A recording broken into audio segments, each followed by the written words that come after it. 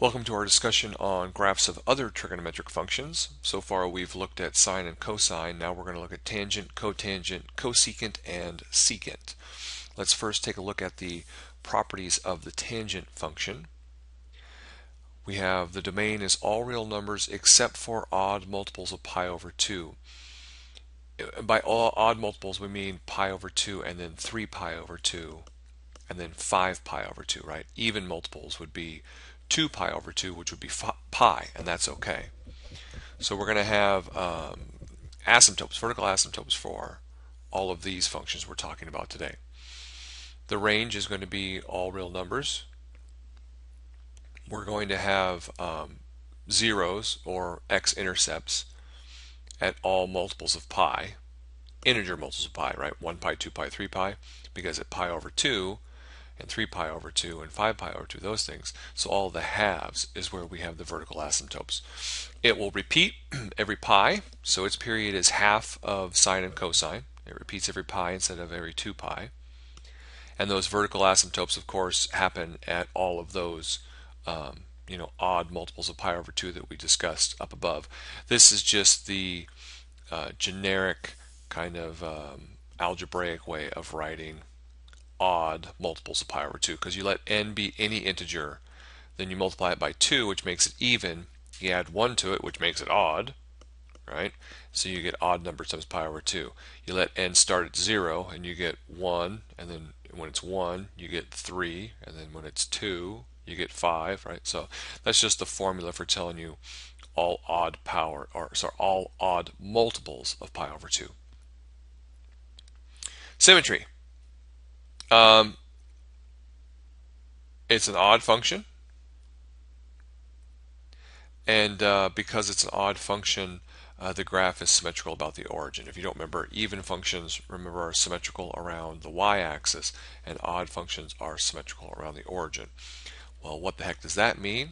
Take a look at the graph. Symmetrical around the origin, you can see that this shape here, right, gets mirrored across the origin. So it's like flip and flip. You flip it this way, flip it that way. So do a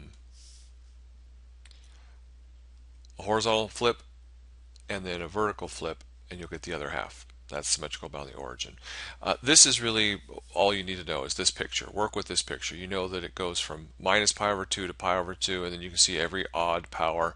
You get those vertical asymptotes. This is the general shape going through the middle, right, of your range from minus pi over 2 to pi over 2. This is the middle of it. It's 0. In between these two, the middle is pi. That's where it crosses over. It gets bigger to the right, smaller to the left. That's the basic tangent function. All that's going to happen now is we're going to have shifts and stretches and flips and all those fun things.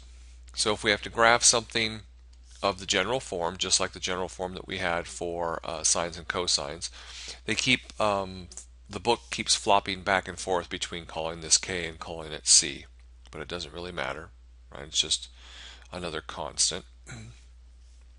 Just like with sine and cosine, the first thing you want to do is identify the vertical stretch, right? With sine and cosine we called it the amplitude, but in this case we're just calling it the vertical stretch. That's what it was with sine and cosine. It was a vertical stretch. But because sine and cosine, bounce back and forth, that vertical stretch ends up becoming the amplitude. Here it's just a vertical stretch. So we have a stretch of 3, right? The next thing we have to identify is the period. So it's pi divided by b.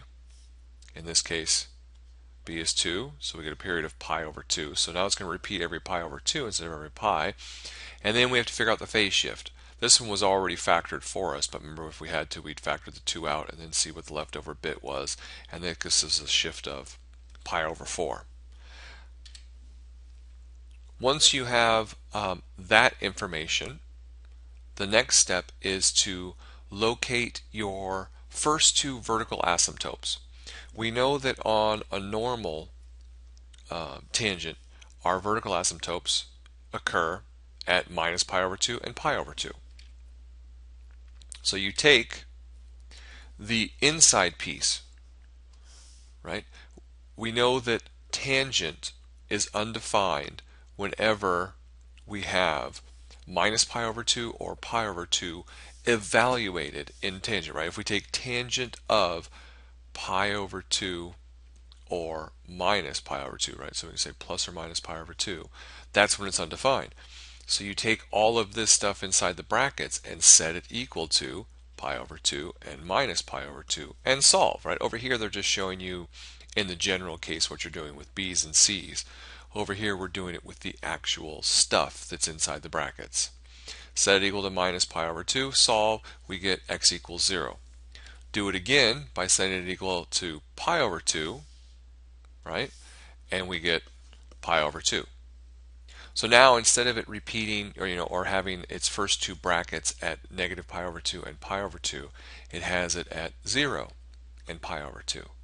The book takes you through a couple other steps that I would just say skip. It's a waste of your time. You can do it if you really want to get accurate with these things, but all we really care about is getting a basic shape. So we can skip those and go straight to the final stage of we now know where our asymptotes are. You can't really see this one, but there's one here at 0, right? Excuse my bad drawing. And then one here at pi over 2. You draw your first line through it. It crosses in the middle, right? So in between those two is pi over 4. And then the thing just repeats. You're done. You don't need to waste the time finding these points and making sure they go through them. That's just a lot of extra junk. Okay, how about the cotangent, cosecant, and secant functions? Similar ideas. First, let's talk about what a reciprocal is, right? Remember, these are reciprocal functions. Cotangent is 1 over tangent. It's not the inverse, it's the reciprocal. So remind yourself of what the heck a reciprocal is. If f is going to be the reciprocal of g, then f just equals 1 over g, right? It's not the inverse of g, it's 1 over g. And because these things are reciprocals, not inverses, we get a lot of similarity. If g has a period of p, so does f. Since tangent's period is 0 or is pi, so is the period of cotangent, right? And similarly, since sine and cosine both have a period of 2 pi, then secant and cosecant will also both have periods of 2 pi. Also, we know that if our original function g of c has a 0, right, at c, so if g of x has a 0 at some point c, then we know f of x is going to be undefined there, because whenever g of x equals 0, f of x is 1 over 0, which is a problem. So if your original function has a 0, your reciprocal has a vertical asymptote. That's simple. And really vice versa, right? If you had a vertical asymptote here, that would be 0, but we normally go in the one direction. If your original function g was odd, then the reciprocal is also odd, and if your original function was even, the reciprocal is even. Also, if you have special values where g is equal to 1, well, 1 over 1 is still 1.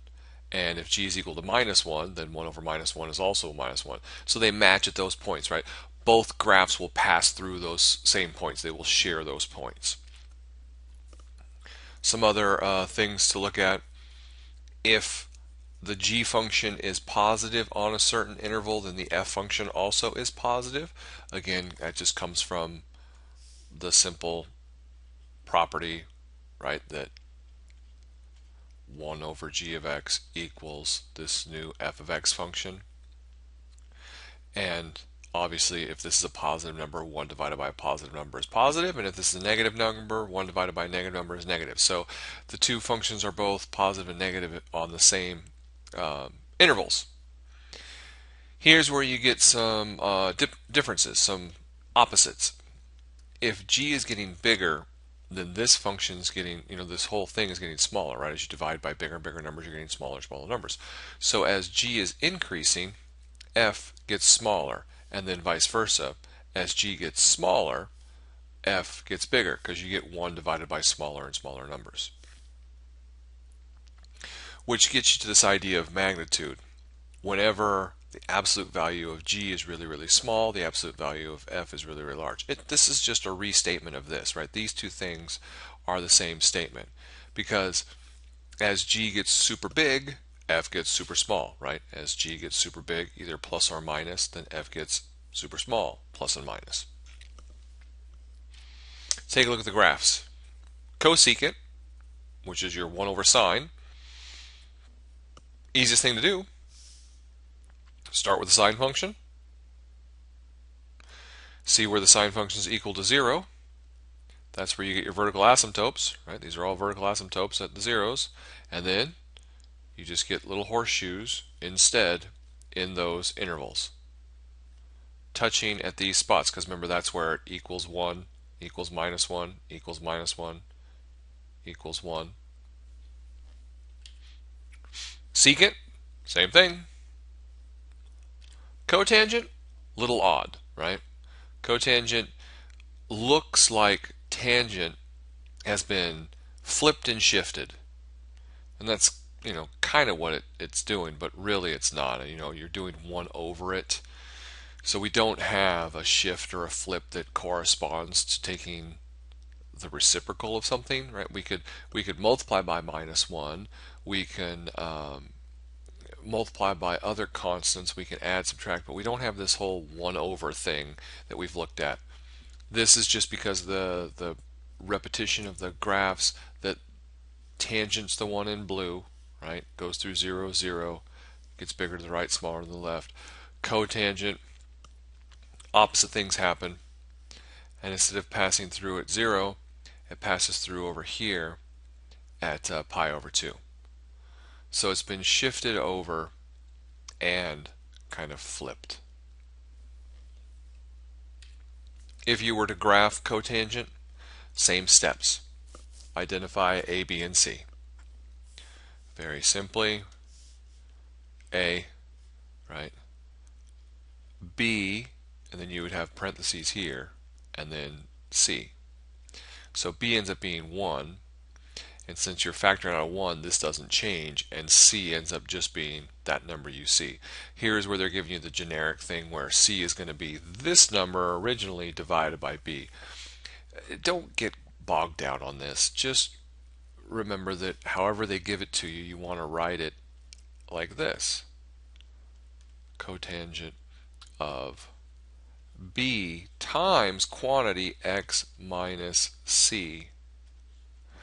So if you factor out that B, then there's your C, and you don't have to worry about this stuff. It's like feels like a whole nother formula you don't need. Your vertical stretch now is 4, right? Your period is pi. Why is your period pi? Well, because tangent's period is pi. So reciprocal, same thing. Phase shift, pi over 2, pi over 2. Find your two adjacent asymptotes. So we know if we look at our original graph here, the first piece of cotangent, remember that's in red, is this one here. And its vertical asymptotes are 0, right, and pi. So just like we did with the tangent function, we're doing it with the cotangent function, where we're taking everything inside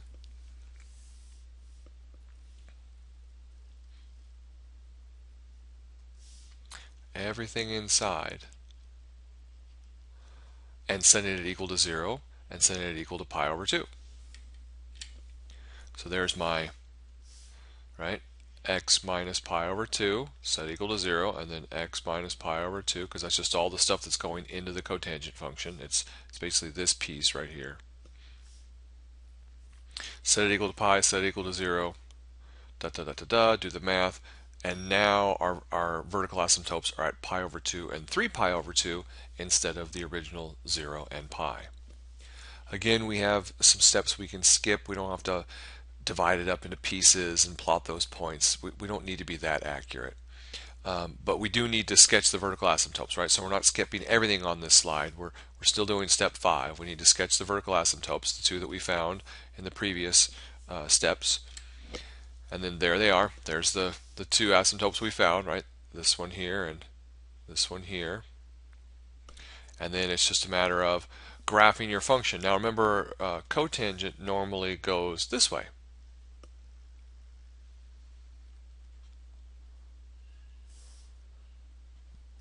But what does a negative do, right? A negative always flips things top to bottom.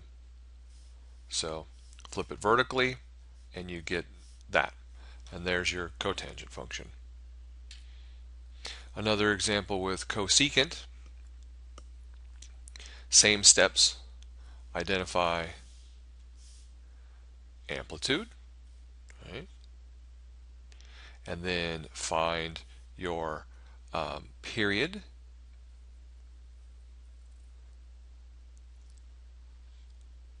And we take our normal period of 2 pi, because this is cosecant, so it's 1 over sine.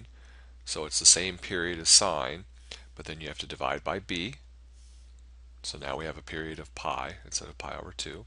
There is no phase shift because we don't have any, right, x minus something. Our starting point, x equals 0. Where did that come from? Why do we have a starting point of x equals 0? Well, if you remember, cosecant is 1 over sine. Where did sine start? Sine started at 0, right?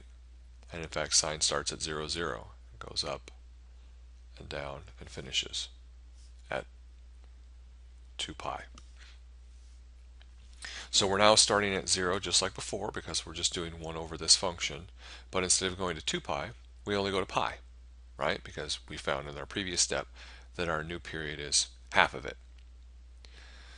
Step 3, we're back to dealing with sine and cosine, so we now have to do these steps where we do cut them up into pieces because we need to figure out those important points where it crosses, has a maximum, has a minimum, crosses, those types of things. So we do need to take our period, cut it up into 4 pieces, get pi over 4, start at the left side, and then go up each spot. Pi over 4, 2 pi over 4, which is, pi over 2, 3 pi over 4, and pi. Now we can sketch the graph of sine, right? Y equals 3 sine of 2x instead of 3 cosecant of 2x through all of those points, and then we know cosecant is just going to be the mirror of it. And the only reason why we're extending the graph outside of our original interval from 0 to pi is because, if you didn't catch it, they wanted us to graph this over a 2-period interval. Okay? Red line, well, we'll start with the green line. Green line is just regular old sine of 2x, right? Regular height, but still the new period. Normally goes from 0 here to pi, right? Normally go to 2 pi, but there's 1 period of it, and then all we did was that we extended it halfway in this direction, halfway in that direction. Now we've got 2 full cycles. You could have also gone 1 more full cycle in this direction if you wanted to. There's really no reason or any rule why you had to put a half of a period on each side, right? Now that we have the one in green, we take care of the 3, which just stretches everything up. So now we have these heights of 3 and -3, right? And then we just draw our cosecant loops on each of these, and that's that's the graph we're looking for, are the blue pieces. And that's it, guys. Don't overthink it. There's not a lot here, just looking at the graphs of cotangent, cosecant, and secant.